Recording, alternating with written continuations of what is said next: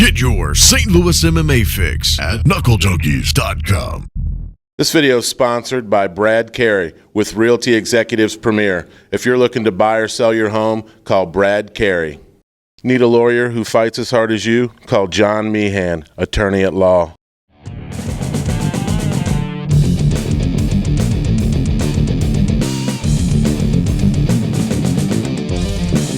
All right, knucklejunkies.com here at the War Room with Brad Jones. We're here week of SFC Mayhem, March 12th at the River City Casino. You're getting back up on the horse, fighting on the main card. What was it? Why now? And what brings you back? Well, honestly, I've always had the itch. Never really wanted to get out of it, but with the gym and helping teach and everything like that, I really didn't have the time to train myself.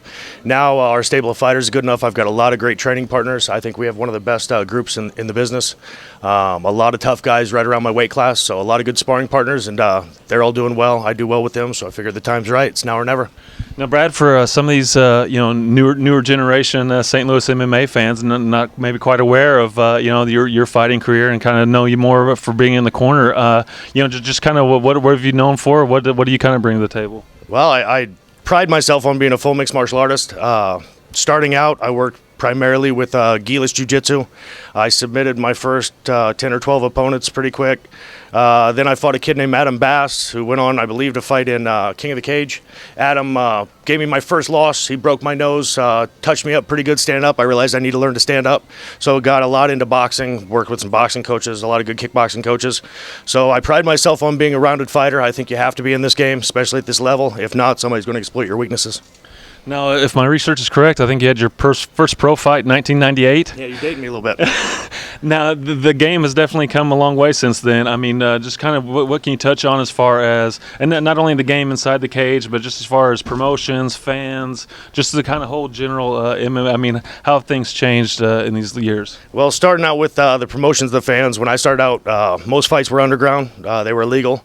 We'd fight bare knuckles, and a lot of times we were fighting 4 to 5 times a night. For no money or very little money, and I fought for a lot of biker clubs, things like that. A lot of small venues. I remember one place where they had to tape off the sprinkler system so fighters didn't get slammed into it when they got raised up. As far as the training goes, there's a lot more science in it now. There's a lot more technique involved. The expertise has just gone through the roof since the sport's blown up and money's got involved. And, the nutrition aspect, the fitness aspect, it's all changed tremendously and for the better. Beyond that, the level of skill has gone up with everybody. Everybody's got a good person to train with. Used to be when I started out, I trained with Mike Griffin at Pro Gym, and we would travel up to Militich's on the weekend and train with Pat. Though he was pretty much the biggest game in town, and we were driving 6-7 hours to get there. So that was kind of what you had to do. Now there's a great person every mile or two. Now take me back a little bit. I mean, you mentioned the bare knuckle days and biker bars. I mean, what was the mentality? I mean, were you just loving the thrill of the combat, the thrill of the fight, so to speak? Well, to me, it's always been about testing yourself. When we train like this in a controlled atmosphere, there's only so much you can do. You don't want to hurt another guy in here training, even though, in the old days it was a little more of a snake pit. You went in there and beat each other up a little more. But, when you get to compete, you get against somebody who doesn't know you, you don't know them, they don't know your skill set. So instead of being so much of a chess match, it was going in and making sure what your skill set was worked for real.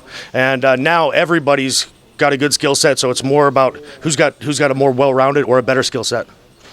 Now let's talk a little bit about the War Room. Just kind of Wikipedia version on when you guys kind of got set up, and now you're starting to see fighters from other gyms obviously coming here. You're producing your own quality guys. Just tell us a little bit about that. Well, we started in 2007, I believe.